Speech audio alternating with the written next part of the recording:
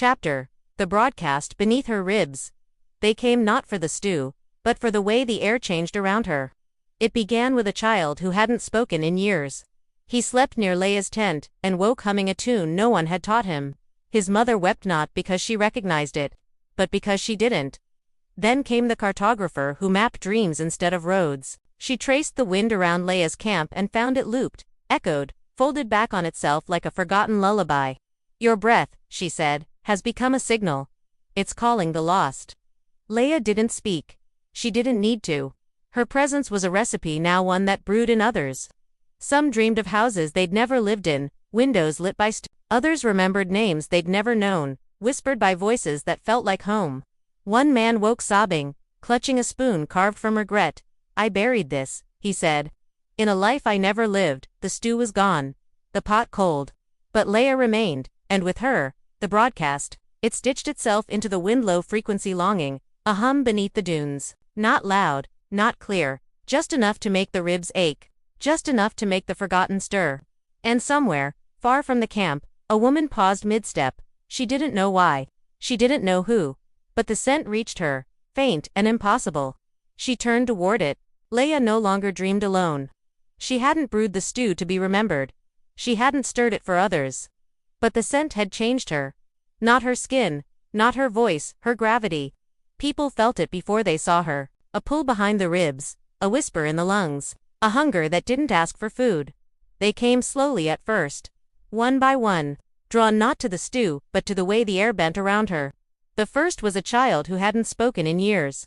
He curled up near her tent, eyes wide, breath shallow. At dawn, he woke humming. Not a song anyone knew, not a melody passed down, but something older, something aching. His mother wept not because she recognized it, but because she didn't. "That's the tune I forgot to teach him," she said. "The one I used to hum before I knew I was sad." Leia said nothing. She didn't need to. Her silence had become a signal. The second was a cartographer who mapped dreams instead of roads. She traced the wind around Leia's camp and found it looped, echoed, folded back on itself like a forgotten lullaby. "Your breath," she said, "has become a broadcast. It's calling the lost." Leia didn't understand, not fully, but she felt it. The way the wind lingered near her ribs. The way strangers arrived already grieving something they hadn't yet remembered. The stew was gone, the pot cold, but Leia remained, and with her, the broadcast. It stitched itself into the wind, low frequency longing, a hum beneath the dunes. Not loud, not clear, just enough to make the ribs ache. Just enough to make the forgotten stir. Some dreamed of houses they'd never lived in, windows lit by scent. Others remembered names they'd never known, whispered by voices that felt like home. One man woke sobbing, clutching a spoon carved from regret. "I buried this," he said. "In a life I never lived." Another came with a jar of salt water that never dried. "It's from the tears I didn't cry," she said. "I bottled them before I knew how to mourn." Leia took the jar. She didn't open it. She placed it beside the cold pot. The wind shifted. The scent returned, not strong, not sharp, but familiar, like the breath before a lullaby, like the silence after a goodbye.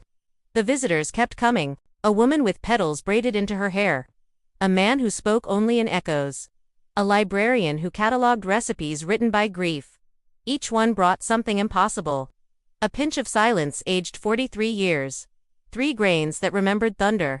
A feather that had once been a promise. They didn't ask Leia to cook. They didn't ask her to speak. They came to be near her. To breathe what she breathed. To remember what they hadn't yet lost. And slowly, the landscape changed. Shrines bloomed from sand made of memory, not stone. Cacti wept dew that smelled like lullabies. The dunes whispered names that hadn't been spoken in decades. Not loud, not clear, just enough. One night, the wind carried laughter. Not cruel, not mocking, the kind you only hear once and never again. A child's. Or your own. From a life where you were never hurt. Leia stirred nothing, but the air around her thickened. The scent grew roots. The broadcast deepened. It reached places she'd never been. A woman paused mid-step in a city far from sand. She didn't know why. She didn't know who, but the scent reached her, faint, impossible. She turned toward it. A man woke from a dream he hadn't entered. His hands smelled of stew.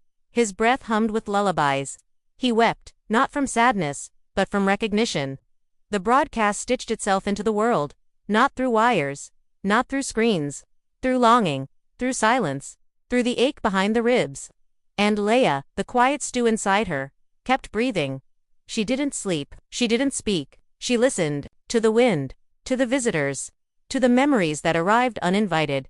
One night, the man with the burnt-edged ladle returned. His apron bore no stains, now just stitched runes from kitchens long vanished. He knelt beside her. "There are rules," he murmured, "not steps, not measurements. The stew brews in the space between what you remember and what you regret." Leia nodded. She knew now. She reached into the air and plucked something invisible. A hum vibrating between stars. She dropped it into the cold pot. It didn't boil, it didn't shimmer. But the scent rose. And with it, voices, not clear, not loud, just there, laughing, singing, calling her name like they meant it. She fell to her knees, not in pain, in release. The pot remained empty. The man vanished again.